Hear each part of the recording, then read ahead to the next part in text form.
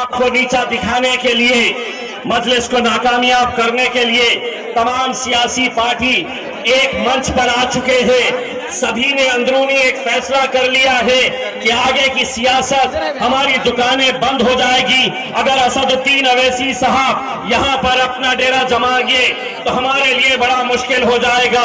तो वो लोग आपस में ये सोच रहे कि हम में से कोई भी हारे कोई भी जीते चलेगा, लेकिन असदुद्दीन अवैसी साहब ने जीतना नहीं चाहिए, मजलिस ने सीमांचल के अंदर जीतना नहीं चाहिए। अरे बेवकूफों, तुम्हें समझ में नहीं आता है, तुम्हारी साजिशें चल रही होगी, लेकिन आवाम तो मेरे कायद बैरिस्टर असदुद्दीन अवैसी साहब के साथ जुड़ चुकी है, पूरी ताकत के साथ जुड़ चुकी है।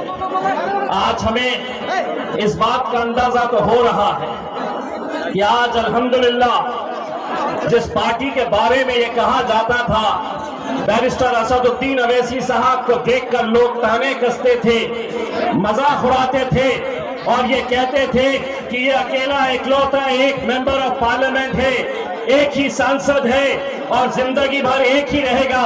लेकिन अल्हम्दुलिल्लाह 2019 से 2024 में जब असदुद्दीन अवैसी साहब पार्लियामेंट गए तो उन 5 सालों के अंदर अकेले असदुद्दीन अवैसी साहब नहीं थे, उनका भाई इम्तियाज जलील भी वहां पर जाकर बैठा। और जब गए वहां पर तो उन्हें ऐसा लग रहा था कि बोलना, असद भाई के बोलने से वो इतने परेशान थे, इतने तकलीफ में थे।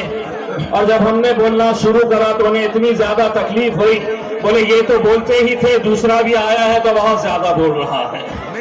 और हुआ ये कि 2024 के अंदर ये तमाम सियासी पार्टियां एक साथ मिलकर आ गई, भाजपा आ गई, शिवसेना आ गई, एनसीपी आ गई और पूरों ने मिलकर एक साजिश रची।